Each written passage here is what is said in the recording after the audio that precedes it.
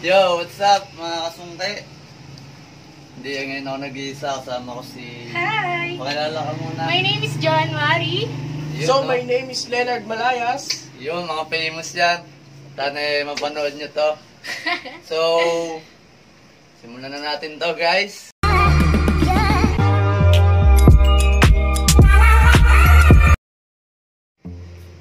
Ayun, eto na nga po, no. Welcome back sa ating channel, guys. Sa mga hindi pa po nakakapag-subscribe, tsaka yung mga gustong mapasama dito sa mga kalokohan namin. Yo! Dito na kami. So, simulan na natin to. Kanina pa, nung oras na eh. Game! Sige, unahin na natin si, January. John Mari po. Correction. January ba? January. Pero, kadiwa ka na. Yes, kadiwa na to. Ikaw, Nard. Yes, kadiwa. Kadiwa na. Si nga pala, follow nyo rin siya sa Facebook niya. Yung mga Yes. mag-front row, yung mga gusto yumaman. Yes. Kay Skin, order na kayo. Order na kayo. Kita nyo naman yung mga skin namin, no? Endorsement. Follow nyo rin siya sa Facebook. Si, John Mari on feet. Yun, kung gusto nyo makakita ng mga tunay. So, simulan na natin to. Yes. Sino nang sasagot? Topic. Topic. Oh. Ako na. Si Leonard na. Ladies first daw eh. Oh, ikaw na? Love life or best friend? Siyempre, best friend. Bakit best friend? Kasi kapag wala ka pang love life, may best friend naman eh. Yun yung magko-comfort sa'yo. Pwede. Pero pag nagka-love life ka na, wag mo rin iiwan si best friend. Kasi kahit may away kayo ng love life mo, nandiyan pa rin si best friend, siya pa rin yung una at intindi sa'yo. Napakatindi. Len. Ikaw naman, sagutin mo yun. Love life or best friend? Siyempre, sorry, kaya ako ba doon na-idol? Siyempre, best friend. Katulad din na sagot niya, kahit mawala si boyfriend, nandiyan si best friend. So yun, thank Best you. friend sila, tama yun. Ikaw, ano iyo? Hindi, joke lang. Number 2. Trabaho o tambay? Explain. Masarap maging tambay. Sarap, no? Tambay. Kasi Hindi, anong pipiliin mo? Tambay o trabaho? tambay. Tambay ka. Bakit tambay? Kasi magagawa mo yung lahat ng gusto mo. Walang humahawak sa oras mo. Tsaka kagandahan kasi pag tambay ka, parang nagagawa mo kahit magala-gala. Kahit saan ka pumunta, parang wala kang iniisip. Kaysa kapag may trabaho ka, ang dami mong ginagawa, busy ka. Diba? Kaya ako, tambay talaga mas masarap. Ako, trabaho, syempre. Bukod sa, may day off ka naman eh. Saka na tumambay. So, di ba, kahit wala kang trabaho nun, may sweldo ka. Trabaho, syempre. Trabaho siya, ikaw tambay. Yes, tambay ako. Oh my God. Pwede, no? Pero pwede rin pagsabayin. Maganda na. Pwede. Pero isa lang pipiliin mo dito. Pwede nga, tumambay ka habang nasa trabaho ka.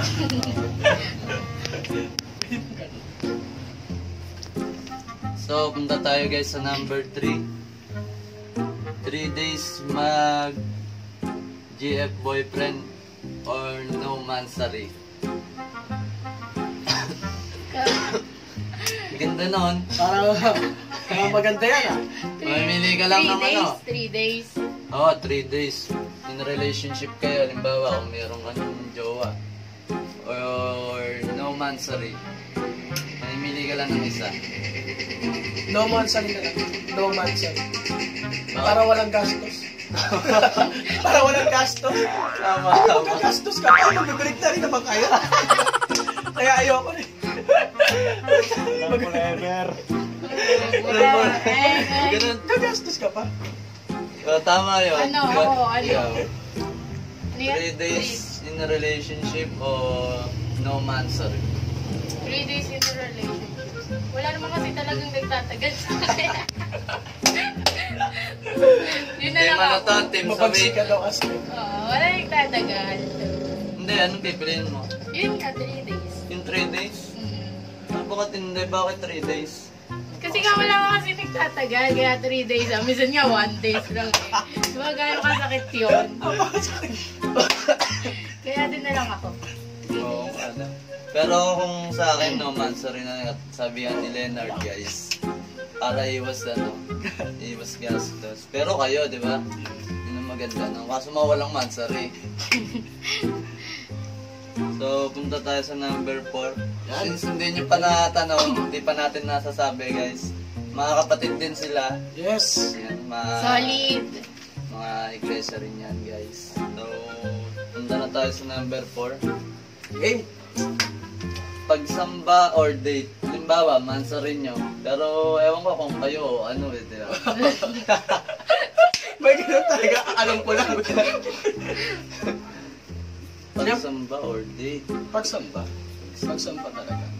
Kasi Pwede naman. kahit iwanan mo yung kadate mo, pag inuna mo yung pagsamba, pwede rin yan ibalik sa'yo ng Diyos eh. Yun, no? Diba? Pwede namang ibang araw na lang. Oo, pwedeng ibang araw. Tsaka maintindihan Hindi, nyo naman. what if kung tumama sa mansarin nyo? Halimbawa, last na pagsamba na mamaya. Oh, di gagawin ko ganito. Sabihin ko sa kanya, mahal, date na lang tayo sa Ay! church namin. Ay! Yun naman, Dan. Ano ba yan? Ano ba yan? Pagsamba or date. Pagsamba, pwede naman kasi gawin yung date. O, kung alam mo namang mansarin nyo, magde-date kayo, sumamba ka na ng maaga, di ba? Pwede naman yun. So, ito na naman. Positive yung mga sagot nila. Pagsamba talaga, guys. Siyempre, Yung cameraman namin, para din sa iyo to. Tsaka yung marami, sana maraming makapanood nito ng kapatid. Yes! No? yes!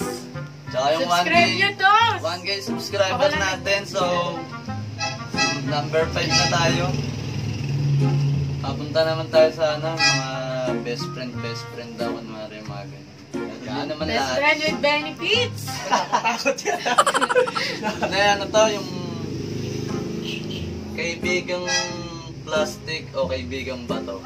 Oh my God. Hindi ka na lang. Kaibigan ba to na lang? Kasi, para kahit anong sabihin ko sa kanya, Hindi na hindi siya matatablan, matigas siya eh. Tsaka kahit anong sabihin niya sa akin, at least totoo, tatanggapin ko. Kaysa naman sasabihin ka ng ang pangit mo. Eh, di naman totoo. Oo, Di ba? wala namang pangit dito. Kaya, hindi ko Wala tatanggapin naman talaga. pangit dito. Hindi ko talaga tatanggapin. Ang galing nito mag-discuss. Ang galing magpaliwanag. Ikaw, Da. Alam mo, kanina ko pa nakapansin. Lahat ng sinasagot ko. Tatalon. Magkaiba talaga kami. So, din ako sa plastic, syempre.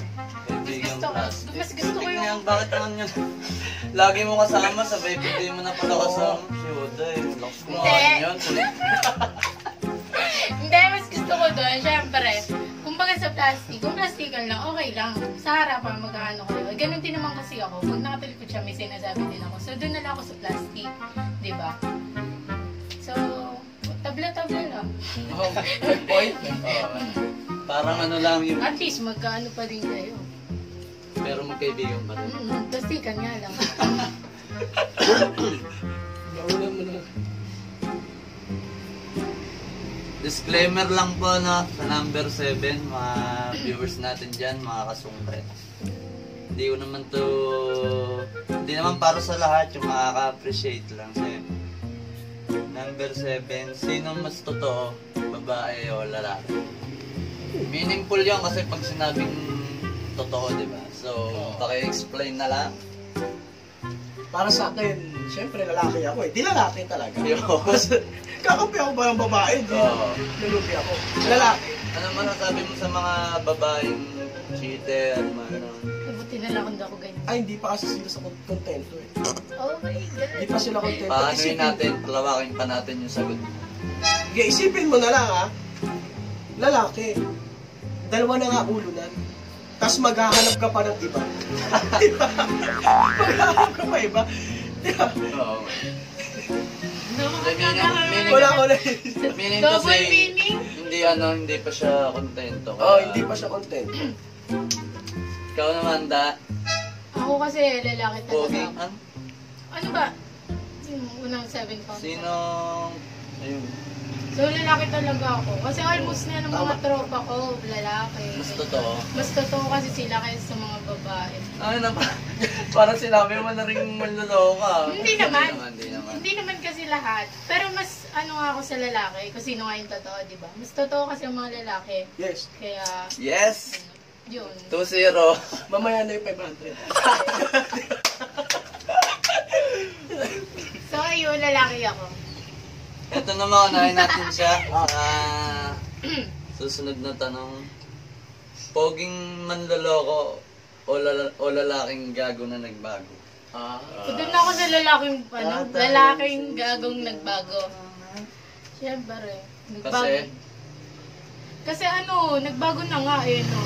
Nagbago na yung lalaki kasi Nagbago na nga. kasi nakilala ka na. Danda. Ikaw naman, Nard. Parang ganun na nga. Poging ba? Ay, pogi. Ay, Ay, Magandang manloloko o babaeng malamagda pero nagbago. Magda si Magdalena yung parang, alam na natin yun, siyempre. sige, para sa akin yung ano na lang. Magda. Yung kabaliktaran naman na sa kanya. Yung tungkol naman Oo, sa... doon ako sa magandang manloloko. Bakit Alright. naman? Parang sakit naman yata, no? Hindi, paras lang naman kami maglolokohan. Parang maganda lang siya, okay na yun. Pagising ko na umaga, kaysa naman makita ko kagad yung Magda, pagising ko na umaga, gusto ko na ulit matulog. Kasi naman yung makita ko ay maganda pero manloloko, di ba? Paras lang kami maglolokohan. Pero yan talaga gusto mo. Magandang yun talaga manloloko. sa akin. Magandang manloloko. Kahit di na kayo tumagal, no? Lokohan lang naman, no? Hindi mo naman alam kung gano'n nga siya, di ba? Sino daw mas sinungaling? Babae o lalaki? Sige, ako na una sasagot. Para sa akin, syempre, babae. Babae talaga. Babae. Bakit? Bakit babae? Bakit babae mas sinungaling?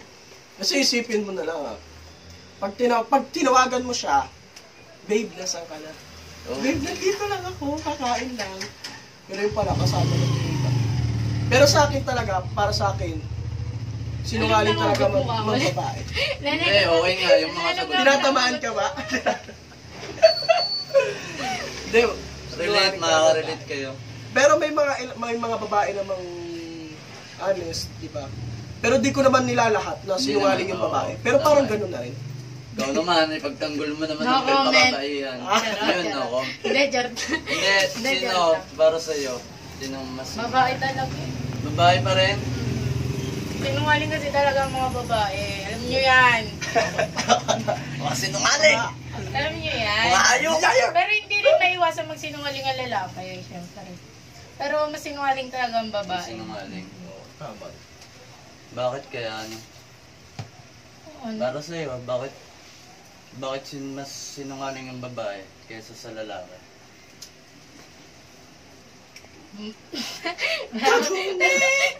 Hindi kasi ano, tawag doon. Basta sinungaling kami. O mga girls, tinatabla na kayo ha. Sinungaling kami. Mga sinungaling sila. Wala. Mga babae sinungaling. Hindi ko na ma-explain, sinungaling Siya talaga. na nagsabi, guys. Maya ulit yung 500 mo. Naka 1K ka na. Ikaw, anong gusto mong paglaki? Tayo ka nga. Hindi pa ba ako malaki? Nalagay na. Hindi, tangkad na siya. 5'9 na yan.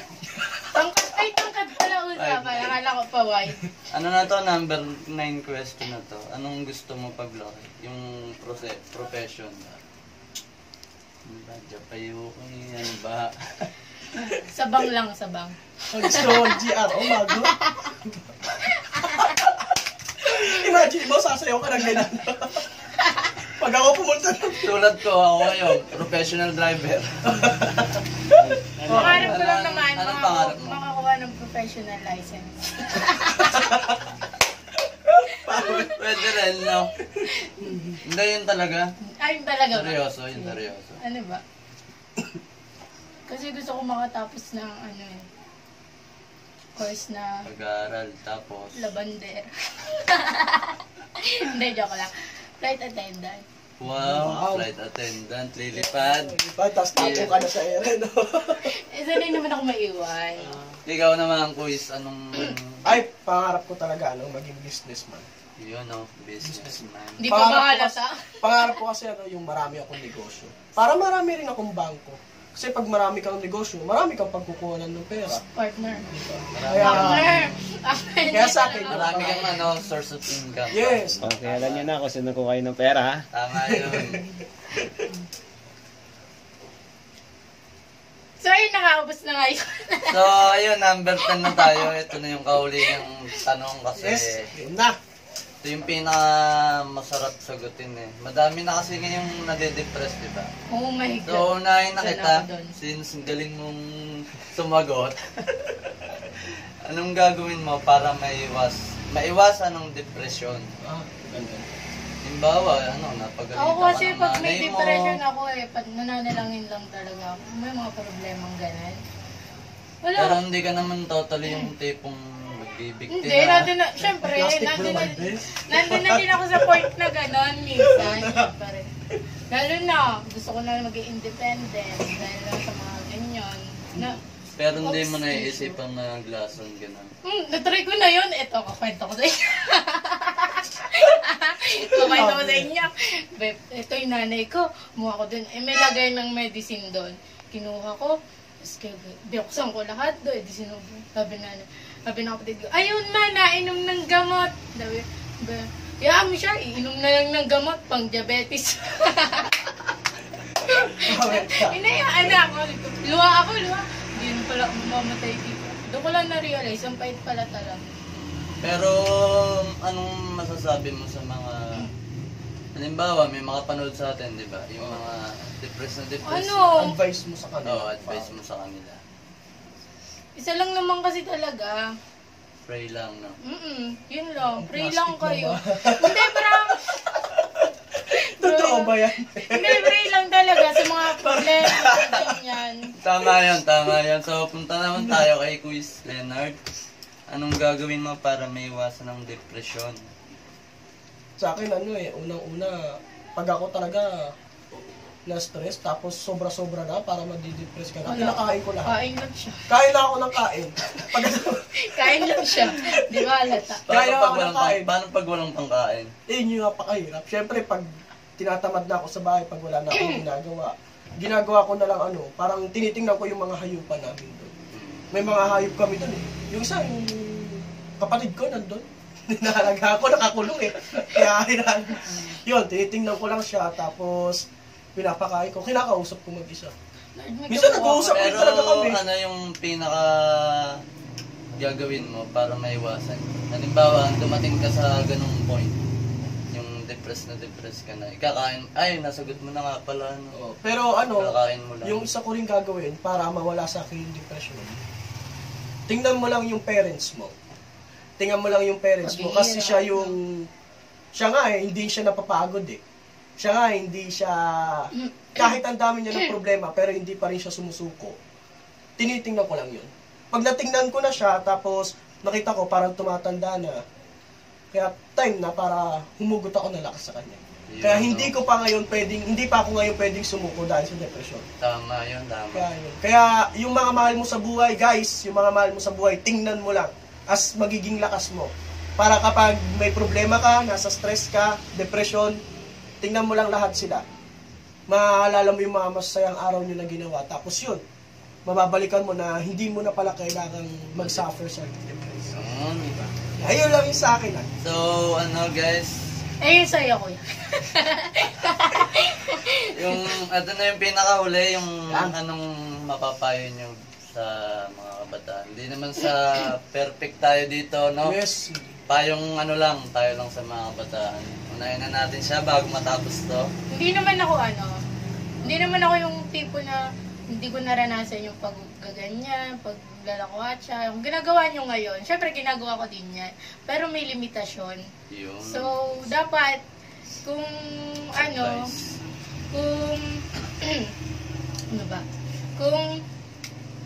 so, ang dami na kasing issue ngayon na mga kabataan na bubuntis, ganyan. So, dapat alam nyo yung limitasyon nyo. Yun lang. So, ikaw, Kuis, bago tayo matapos, anong masasabi mo? Sa akin, gusto ko lang iparating na message sa mga kabataan. Parang know your value. Alamin mo kung ano yung halaga mo. Pag sumama ka sa taong manginginom, isa ka na doon sa manginginom.